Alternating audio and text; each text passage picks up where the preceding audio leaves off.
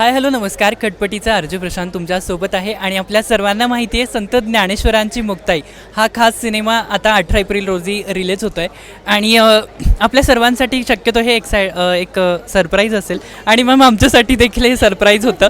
कारण आळंदीमध्ये जो काही एकंदरीत कार्यक्रम झाला त्यावेळेस आम्हाला वाटलं की ओके इतकेच कॅरेक्टर आहेत, पण आज अश्विनी मॅमचं आपल्याला खास हे झालेली आहे. पण आपण मॅमकडूनच ऐकून घेऊयात काय आहे एकंदरीत संपूर्ण भूमिका आणि या सगळ्या गोष्टी.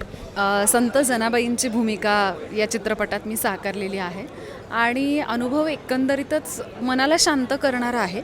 काही प्रोजेक्ट्स मला असं वाटतं की एक चॅलेंज म्हणून नाही तर आपण आपल्या आत काहीतरी लपलेलं आहे आणि ते कुठेतरी बाहेर काढण्याचा प्रयत्न करण्यासाठी करावं. मला असं वाटतं की संत जनाबाईंची इतकी शांत आणि सोज्वळ भूमिका आहे तर ती कुठेतरी भारावून जाणारीच आहे आणि म्हणूनच कदाचित ती माझ्या नशिबी आली असेल असं मला वाटतं.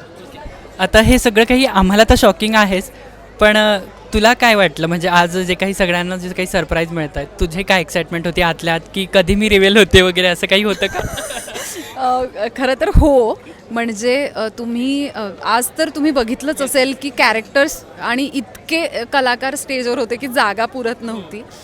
कारण आपल्या महाराष्ट्रात संत परंपरा आहे आणि सगळेच संत मंडळी आहेत.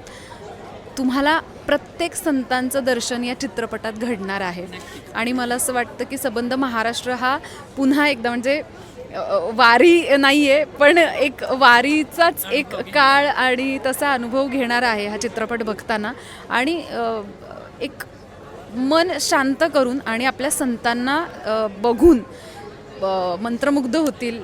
गाणी तर या चित्रपटातली मी सगळ्यांनाच सांगेन, मी सुद्धा खरं तर प्रेक्षकांपेक्षा जास्त मी चित्रपटातली गाणी कधी येत आहेत याची वाट बघते आहे आणि गाणी पाहिल्यानंतर तर अप्रतिम अनुभव आहे.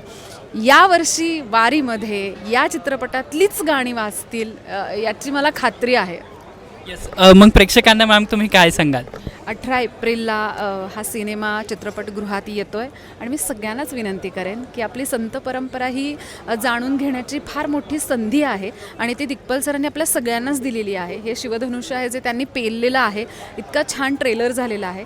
सो प्लीज मी रसिका मायबाप प्रेक्षकांना विनंती करते की तुम्ही हा चित्रपट नक्की बघा.